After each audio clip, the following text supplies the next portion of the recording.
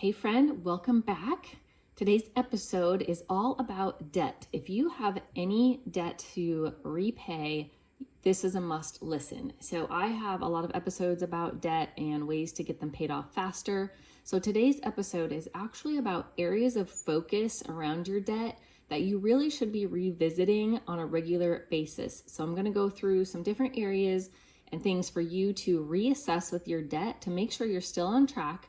If there are any changes you can make to improve your debt situation immediately or in the near future, and some ideas you may not have thought of that can really help out your situation and get your debt paid off much faster. So if you are ready to tackle your debt, let's get into today's episode. All right, let's do this. Debt areas of focus that you should be revisiting regularly.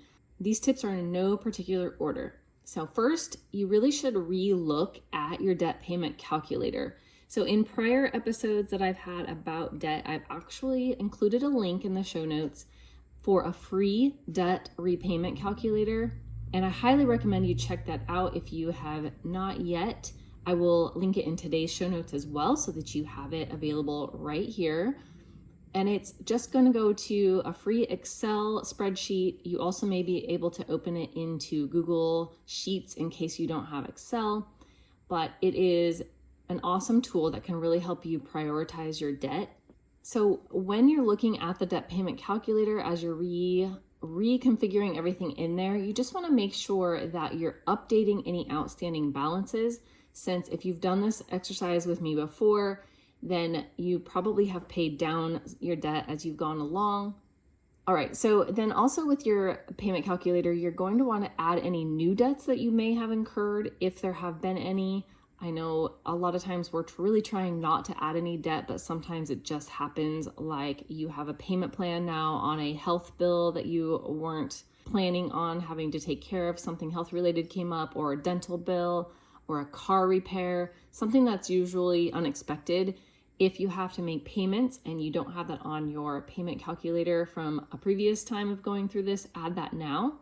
And then also you can remove any if there happen to be any that have been paid off. So you want to fully update it with your current debts as today's situation. And you also want to update interest rates for any of your debt accounts. So check and make sure that any of your interest rates haven't changed from the last time you've done this, or if this is the first time you're doing this, you can look at the actual most recent statement for each debt account and it will show you the interest rate. Then you will want to assess if your snowball amount is correct or if you can increase it in any way.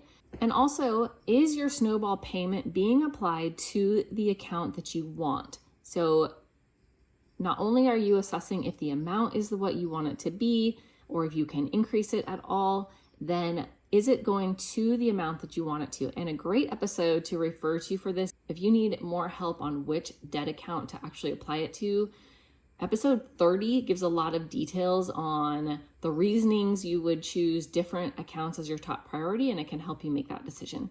Okay, then the next step is to look through your budget to see where you might be able to cut a little bit more, move it to adding to your snowball payment. So this can help you dig down that debt even faster. The more you can increase that snowball, even if you increase it only like $5 or $1, it's still going to pay it off a little bit faster than it would have. If you don't already have a budget, then now of course is a great time to set one up. If you really have a lot of debt you need to tackle and you're making that a top priority, then see about making a budget and where you can cut some money out of different budget category expenses and move that to your snowball payment. Another area you should be refocusing on is looking at, are you still using any credit cards? If you are, analyzing what type of spending is going on them. So that's great if you have managed to no longer use any credit cards at all.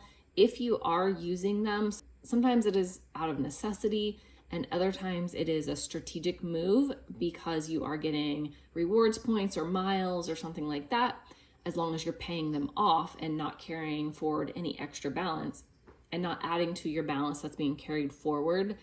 That can be a great way to get some rewards. I do have an episode on that if you're interested, and that is episode 42. So analyze what type of spending is going on your credit cards. Sometimes we're just swiping because we're used to using that card, and maybe we're overspending in a budget category and we're not really tracking that. And make sure, are you paying off any new balances that you're putting on? If you are using it strategically, if you are paying it off every month, then no interest is actually going to be accrued on those new purchases for the month. But as soon as they get carried over to a new statement, that's when the interest starts hitting your bill. And are you getting any amount paid off towards the portion that is being carried over?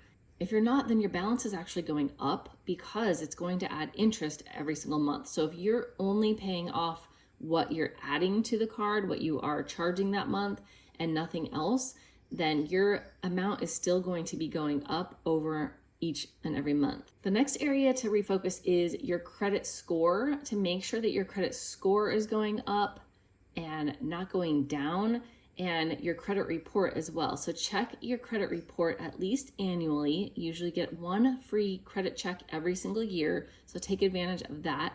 Get any errors fixed that show up on there. You can write into those companies, or they'll oftentimes have instructions on what you can do to the credit reporting agencies to get them removed.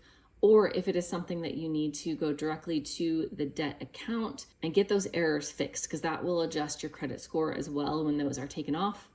And if it's going down, analyze any reasons why your score might be going down. If you are accruing more debt, then your score is going to go down.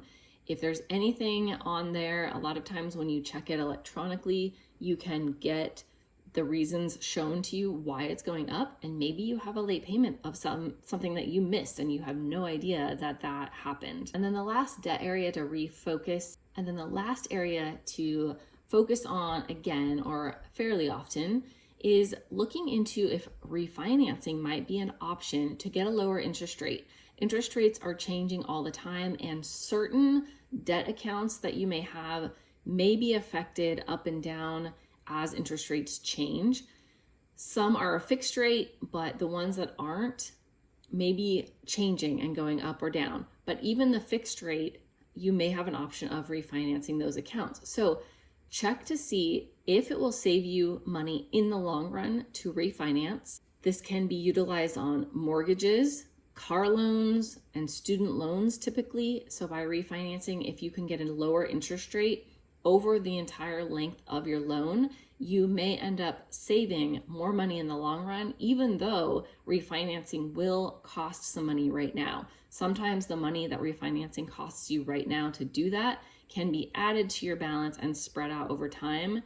So you want to check that adding those fees onto your balance, but with your reduced interest rate, is that going to save you money over time? It can be worth it in the end. But only look at refinancing if it will save you money in the long run.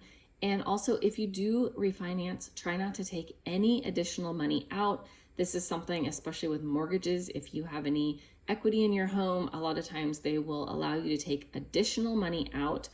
So try not to do that. You don't want to increase debt in the refinance. You are trying to reduce what you're paying in the long run.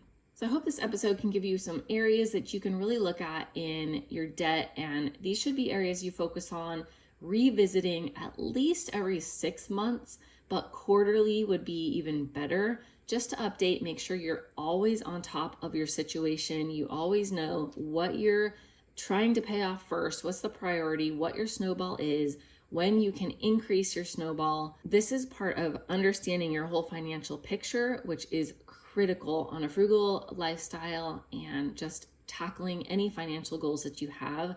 This is critical. So leave a comment. I'm curious which of these you are going to look at first. And I want you to actually set on your calendar, block out some time this week to look at least one of these areas. So tell me what area you plan on looking at. I want to know what you're going to do first.